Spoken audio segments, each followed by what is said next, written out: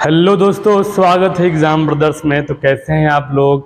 आज मैं आप लोगों के लिए लेकर आ गया हूं एक बहुत ही महत्वपूर्ण टॉपिक, जिसमें हम लोग क्या सीखेंगे कि जब किसी ठोस आकृति को एक रूप से दूसरे रूप में अगर बदला जाता है, ठीक है, तो उसके त्रिज्या क्या होती है, ऊंचाई क्या होती है, एक भुजा क्या होती है, इसी के बारे में आज हम लोग जानने वाले हैं।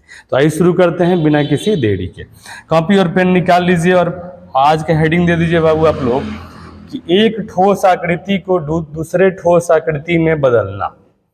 देखिए यहाँ क्या कह रहा है ना कि जब एक ठोस आकृति को दूसरे ठोस आकृति में बदला जाता है तो दोनों का आयतन क्या होता है, बराबर होता है। जब भी अगर ऐसा हो ना, जब भी ऐसा क्वेश्चन आ जाए कि शंकु को बेलन में बदला गया है, ठीक है, शंकु को गोला में बदला गया है, ठीक है, या फिर घनाभ को घन में बदला गया है, तो आपको एक ही बात याद रखना है कि दोनों का आयतन बराबर कर देना है बाबू, ठीक है। यानी यहाँ पे हम ऐसे बोल सकते हैं कि मान लीजिए हमारे पास एक शंकु है, क्वेश्चन में बोला ना कि शंकु को गोला में बदल दिया गया। किस में बदल दिया गया? गोला में बदल दिया गया। तो आपको बस ये समझना है ना कि देखिए जो शंकु का आयतन होगा वही हमारे गोले का आयतन होगा, ठीक है बाबू। तो ये कंसेप्ट अगर है तो आपको एक लाइन बोलना है कि शंकु का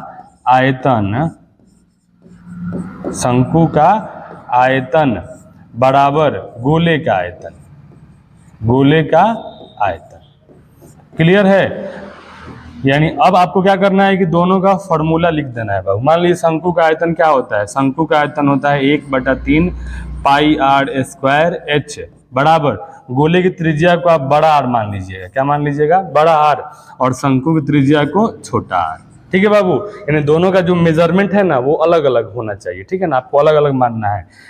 बोलिए गोले का क्या होता है? 4/3 पाई आर क्यूब। अब इसमें देखिए इनमें ना जो जो मान दिया है वो मान पुट कर दीजिए, जो नहीं दिया है ना आप आसानी से आप उसको निकालिए, समीकरण बना के आसानी से निकल जाएगा, ठीक है। तो देखिए जब भी अगर ऐसा क्वेश्चन अगर आपको दिखेगा कि एक वस्तु को दूसरे वस्तु में बदला गया है तो दोनों के आयतन को बराबर कर देना है। उसमें जो जो राशियों का मान दिया है उस राशियों का मान रख देना है बाबू, और उसके बाद हल करना है। जो मुझे निकालना है वो अपने आप आ जाएगा। चलिए इसी पर मैंने कुछ क्वेश्चन लिया हुआ है। देखिए पहला क्वेश्चन हमारा क्या है? पहला क्वेश्चन कह रहा है कि 3 cm त्रिज्या और 12 cm ऊंचाई वाले शंकु को गोले में बदल दिया गया। यानी यहां पर कह रहा है कि शंकु को गोले में बदल दिया गया, तो गोले की त्रिज्या क्या है, ठीक है ना। तो सबसे पहले यहां लिखेंगे कि दिया है शंकु की त्रिज्या आर बराबर, शंकु की त्रिज्या आर बराबर 3 cm, ठीक है, और ऊंचाई h बराबर 12 cm, ठीक है। और कह रहा है कि गोले में बदल दिया गया, तो माना गोले की त्रिज्या आर, तो यहां लिखेंगे माना गोले की त्रिज्या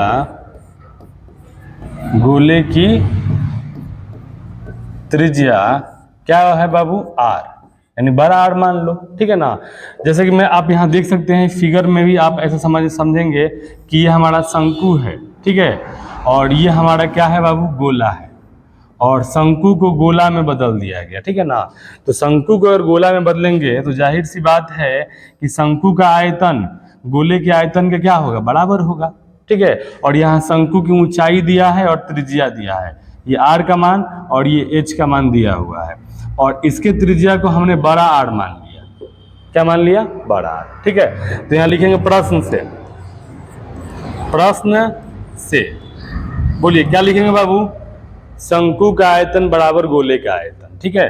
तो यहाँ पे हम लिखेंगे शंकु का आयतन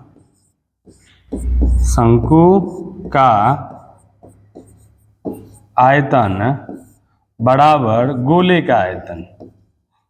अब आपको शंकु का आयतन का फॉर्मूला तो मालूम है ना जी, क्या होता है बता दीजिए। शंकु का आयतन होता है 1/3 पाई आर स्क्वायर एच।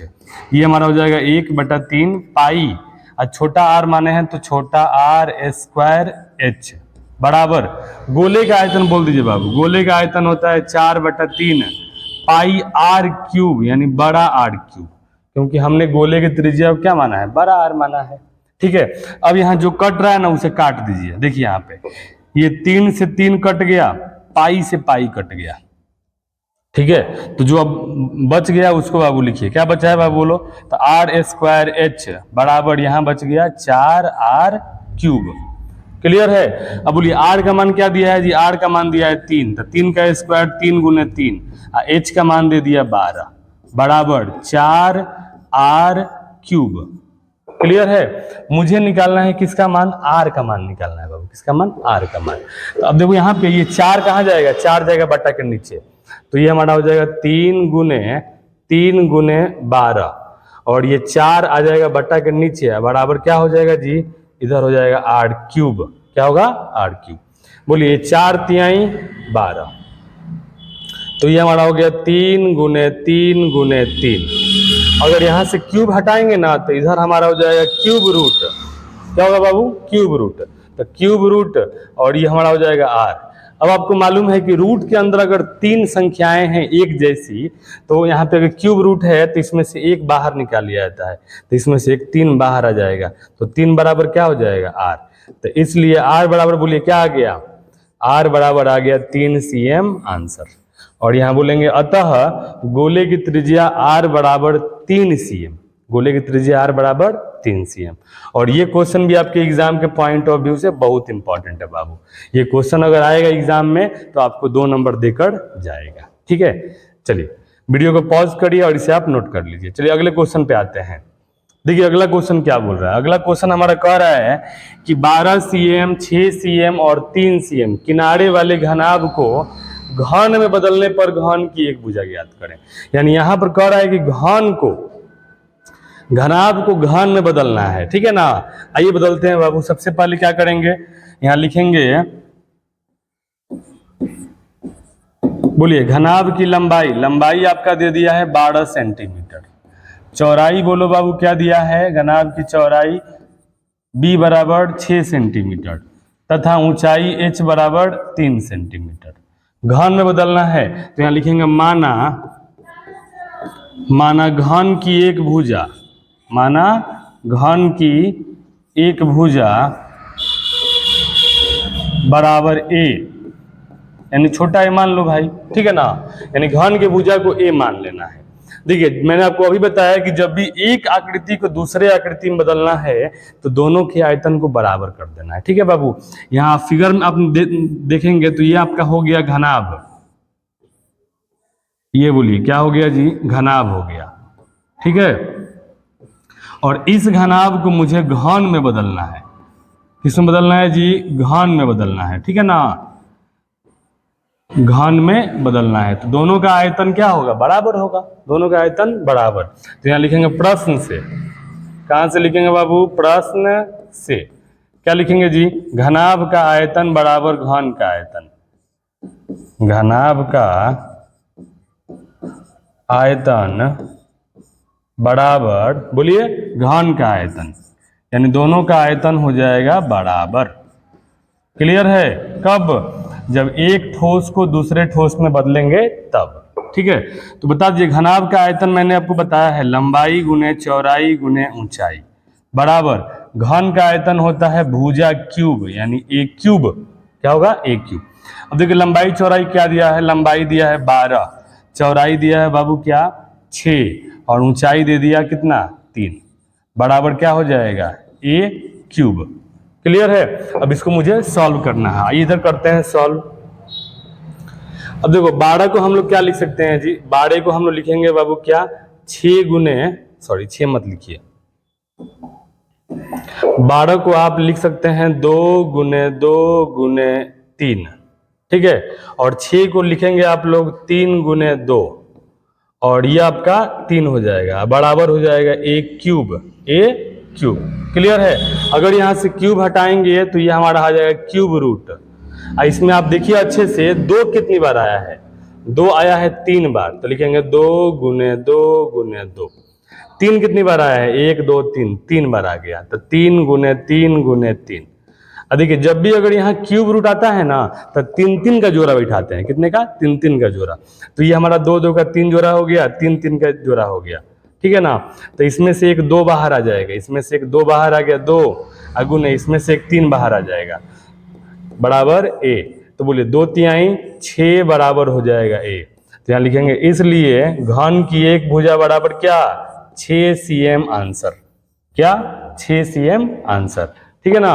यानी यहां पर भी आ गया बाबू कितना, घन का एक भुजा हमारा 6 cm आ गया। और ये क्वेश्चन भी आपके एग्जाम के पॉइंट ऑफ व्यू से बहुत इंपॉर्टेंट है, ठीक है। चलिए अगले क्वेश्चन पे आते हैं, वीडियो को पॉज करिए और इसे आप नोट कर लीजिए। चलिए अगला क्वेश्चन हमारा क्या कह रहा है, अगला क्वेश्चन है कि 6 cm त्रिज्या और 10 cm ऊंचाई वाले बेलन को, 6 cm त्रिज्या और 10 cm ऊंचाई वाले बेलन को 3 cm त्रिज्या वाले शंकु में बदला गया है। तो शंकु की ऊंचाई ज्ञात करें। क्या ज्ञात करें, शंकु की ऊंचाई। यानी यहां पर कह रहा है कि एक बेलन है, क्या है बाबू, बेलन, और इस बेलन को शंकु में बदला गया है। किसमें बदला गया है जी, शंकु में। तो जाहिर सी बात है कि दोनों का आयतन क्या होगा, बराबर होगा। तो क्वेश्चन में जो दिया है सबसे पहले हम उसको लिखेंगे। बोलो क्या दिया है बाबू। तो क्वेश्चन में दे दिया है, चलिए बेलन दिया है तो यहां लिखेंगे बेलन के लिए बेलन की त्रिज्या, बेलन की त्रिज्या, चलिए छोटा r बराबर क्या 6 cm। बेलन की ऊंचाई, बेलन की ऊंचाई, ऊंचाई h बराबर क्या दे दिया है 10 सेंटीमीटर, ठीक है। यानी ये बेलन की, देखो त्रिज्या को आधार त्रिज्या भी हम लोग बोलते हैं बाबू, ठीक है ना। यानी यहाँ पर मैंने केवल त्रिज्या बोला है, लेकिन आप इसको आपके बुक में आधार त्रिज्या भी दिया रहता है, तो इससे घबराने वाली बात नहीं है। तथा क्वेश्चन में देखिए और क्या दिया है, क्वेश्चन में दिया है शंकु की त्रिज्या, शंकु की त्रिज्या। तो शंकु की त्रिज्या को एक काम करिए बड़ा r मान लीजिए, ठीक है, बड़ा r बराबर 3 cm, क्लियर है। और यहाँ क्वेश्चन में बोल रहा है शंकु की ऊंचाई बताइए, तो ऊंचाई नहीं दिया है, दिया है क्या जी, तो यहाँ लिखेंगे माना शंकु की ऊंचाई, शंकु की ऊंचाई बराबर h, यानी शंकु की ऊंचाई को हमने h मान लिया है, ठीक है। अब यहाँ क्वेश्चन में कह रहा है कि बेलन को शंकु में बदलना है, बेलन को शंकु में बदलना है। तो क्या करेंगे जी, लिखेंगे प्रश्न से, प्रश्न से, ठीक है। बेलन का आयतन, बेलन का आयतन बराबर होगा शंकु के आयतन के, किसके आयतन के, शंकु के आयतन के, ठीक है। अब बोलिए विद्यार्थी बेलन के आयतन का फॉर्मूला क्या होता है, बता दीजिए आप लोग।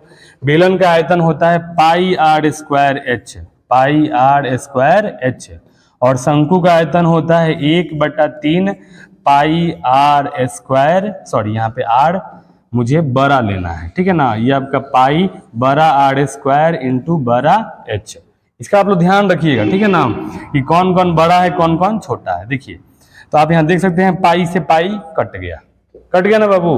अब जो यहाँ बाकी है उसको हम लोग लिखेंगे। बोलिए क्या क्या दिया हुआ है यहाँ पर, तो r स्क्वायर, यहाँ हमारा बच्चा है r स्क्वायर, तो लिखेंगे r स्क्वायर h बराबर, यहाँ आपका बच गया बड़ा r स्क्वायर h बटा में 3, ठीक है। अब इसमें जो जो मान दिया उस मान को पुट करिए। बोलिए क्या क्या मान दिया है बाबू, देखो अच्छे से।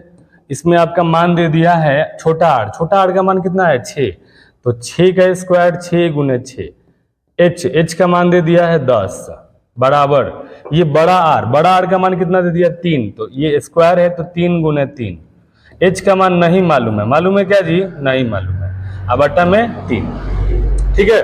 अब देखिए 1 3 से 1 3 ये कट गया, ठीक है, और ये आपका 3 से कट जाएगा कितने बार में, 2 बार में, 3 दूनी 6। अब इसको गुना करेंगे 6 दूनी 12, 12 दहाई के 120 है, तो 120 बराबर हो जाएगा h, ठीक है।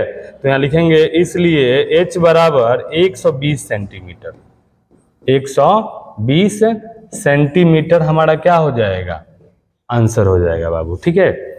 तो आपके नोटबुक में ऐसा क्वेश्चन बहुत सारा दिया गया है, आप उसको बनाइए। मुझे उम्मीद है आपको ये कॉन्सेप्ट समझ में आया होगा।